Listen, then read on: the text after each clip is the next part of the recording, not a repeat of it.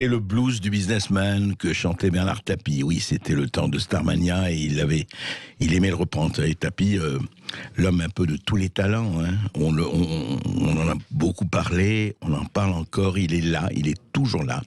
Et il se bat, comme on sait, depuis presque 3 ans contre un cancer généralisé. Et voilà, c'est quelqu'un qui se bat, qui est debout, qui s'est toujours battu.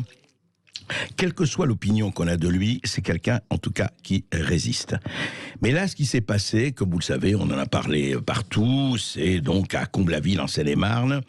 Des individus sont entrés, 4 individus sont entrés dans son domicile, par effraction, bien sûr, avant de repartir avec des bijoux, des téléphones, etc. Et surtout, après avoir copieusement rossé, tapé, boxé Bernard Tapie et son épouse, qu'ils ont traîné dans une chambre, qu'ils ont effectivement presque étouffé sous les coussins pour lui demander voilà, où était soit le coffre-fort, soit ceci, soit cela, pendant que Tapie lui était ligoté dans la chambre d'à côté avec des câbles électriques. Et ce qu'il m'a dit, je l'ai eu hier au téléphone. Et je voulais vous en parler parce qu'on a discuté et il m'a dit le plus terrible, c'est que quand vous êtes effectivement dans une pièce ligotée, et que vous entendez votre femme hurler dans la chambre à côté, et qu'on est en train de la battre, et qu'on ne pouvez rien faire. Déjà ça, c'est quelque chose d'assez terrible. Et en même temps, voilà, ils sont entrés comme ça, et c'est cogné, hein. Ça a duré 45 minutes, hein. On appelle ça du homejacking, soi-disant. Que c'est qu'en termes galants, ces choses-là sont dites. Et voilà, on arrive, comme c'est arrivé à beaucoup de couples anonymes, effectivement, et de familles un peu partout en France. Mais là, donc, on commence à les taper, et à les taper, et à les taper. On les emprise, ou soit là, allez, où est l'argent? Et sa femme frappée à la tête, lui-même. Je rappelle quand même que ces gens qui étaient là, ils savaient très bien qui il était. Et donc ils ne pouvaient pas savoir, parce que ça a été médiatisé partout, qu'il est malade, qu'il a un cancer terminal, qu'il a 79 ans, ou 78 ans, et qu'il a une tumeur au cerveau, et qu'on le tape sur la tête, etc. C'est-à-dire que, et il ne comprenait pas lui-même, il disait, mais sinon, moi je suis né dans les quartiers populaires, bon, j'ai fait ce que j'ai fait.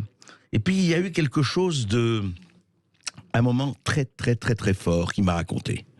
Et je trouve que ce moment-là, c'est très révélateur de ce qui peut se passer. À un moment donné, il a parlé, enfin, il a essayé d'échanger avec un de ces tortionnaires, disons le mot, de ces types merveilleusement courageux, qui vont s'attaquer à un homme de 78 ans, à une femme, et à les bourrer comme ça de coups. Et il leur a dit, écoutez, je comprends pas, moi, je me suis toujours battu pour vous, je vous ai toujours défendu, et c'est vrai qu'il faut rappeler que Bernard Tapie a toujours pris position contre le Front National, contre Jean-Marie Le Pen. Il allait jusqu'à dire que ceux qui votent Le Pen sont des salauds, il y a une vingtaine d'années, et il a toujours défendu, effectivement, les migrants, en tout cas une partie des migrants. Il a toujours été, de ce point de vue, du côté des gens de l'ouverture. Et donc, il leur dit, et là je vais employer les mots qu'il a employés, il leur dit, mais je comprends pas, je vous ai toujours défendu, j'ai pris votre parti. Et la seule réponse qu'a donnée l'un des agresseurs, il lui a dit, va te faire enculer, ce temps-là est mort. Voilà. Excusez-moi de dire ces mots-là, mais il faut les dire. Va te faire enculer, ce temps-là est mort.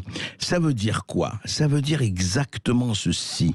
Ça veut dire que quelque chose est là. C'est mon opinion, hein, c'est pas Tapie qui parle, c'est moi. Quelque chose que beaucoup de gens n'ont pas vu, et les gens les plus sincères, en disant, mais oui, nous on est là, accueillons, continuons d'accueillir, etc. Il ne s'agit pas de transformer cela en opération anti-migrants, pas du tout, et c'est pas du tout mon opinion, c'est pas du tout mon intention. Simplement, il y a un vrai problème avec cela. Le vrai problème, c'est quoi? C'est que on se dit, vive la différence, vive l'autre, vive l'accueil, vive tout ça. Et puis ces gens, quelques-uns, pas tous évidemment, il faut pas... Cette partie en tout cas, qu'ils soient français ou étrangers ou autres, ils n'en ont rien à faire. D'un côté, ils se disent, bon, allez on va se faire du fric, Ils font tous les jours, voilà, on va aller cambrioler. Les cambriolages dans cette France orange mécanique, on sait que c'est devenu monnaie courante et quotidien. Et puis on va se faire tapis. On va se faire tapis, on est des stars. S'ils ne sont pas attrapés, vous imaginez un peu, dans le milieu, les stars qui seront « Ah, on s'est fait tapis, ouais, on l'a bien arrangé. » Et bien en plus, on s'est fait quelques dizaines de milliers d'euros, donc tout va bien. Mais ce n'est pas ça le pire. Le pire, c'est quand il dit « ce temps-là est mort ». Ça veut dire que les gens, ils n'en ont rien à cirer, mais rien à cirer que les gens soient pour ou contre, que les gens... C'est fini ça. Ça ne compte plus. Ça, c'est les petites lamentations, des chouineries, des ouin-ouin, de l'antiracisme ou du pro-racisme, ou etc., etc. Ces espèces de discussions sur le sexe des anges décolonisés, ces espèces d'indigénisme, etc., etc. Et pendant que ces gens-là, à longueur de médias, se déchirent sur oui, il faut accueillir, pas accueillir, etc. Pendant ce temps-là, voilà. Aujourd'hui, c'est un tapis qui se fait démolir et une femme qui se fait démolir le portrait par quelqu'un qui n'en a plus rien à faire de rien. Et qu'on ne me dise pas que c'est le désespoir et que la société est ceci et qu'on n'en a pas fait assez. Qu'on arrête de dire ça. Qu'on arrête que les gens qui sont effectivement dans des villas bien protégées, dans des zones bien protégées, et qui se permettent effectivement, oui, accueillons-les. Attention, une condition, c'est qu'ils soient à des kilomètres de chez nous. Hein. Attention, où est-ce que je vais être Et je ne parle pas de la carte scolaire, on va la contourner aussi. Non, ça suffit. Cette espèce de générosité par procuration, cette espèce d'indignation à sens unique. Non, il y a un vrai problème. Est-ce qu'on veut qu'on devienne comme le Brésil ? Et une France, c'est très simple, livrée absolument à tout, avec des territoires bien protégés, des parcs bien protégés, bien sauvegardés, bien cadenassés. Voilà, c'est ça qu'on veut, et c'est ça que ce qui s'est passé avec Bernard et Dominique Tapie révèle. En tout cas, le montre, on le savait depuis quelques temps, depuis la France orange mécanique, et même depuis bien longtemps. Sauf que voilà, ça ne touchait pas une certaine catégorie de gens. Ça touche tout le monde. Ça touche tout le monde, d'ailleurs, comme ici, de la façon la plus sordide, la plus lâche et la plus minable qui soit, aller s'attaquer à un couple, mais qu'il soit connu ou pas connu, anonyme ou pas anonyme, parce qu'on ne va pas nous dire, mais vous ne parlez pas des anonymes. Tous les jours sur Sud Radio, dans l'émission, pratiquement tous les jours, on parle de ça. Tous les jours, on parle de ça. On parle de ces gens qui retournent chez eux et leur maison est squattée par des gens et on ne peut rien faire. Tous les jours. Alors ça suffit. Et ce que m'a dit Bernard Tapie hier, ce côté, je le répète et je le dirai, et même si ça choque, quand il a dit « je vous ai toujours défendu, j'ai pris votre parti », et c'est vrai, pendant des années politiquement, il a pris le parti, effectivement, des anti-Le Pen et des anti-Front National.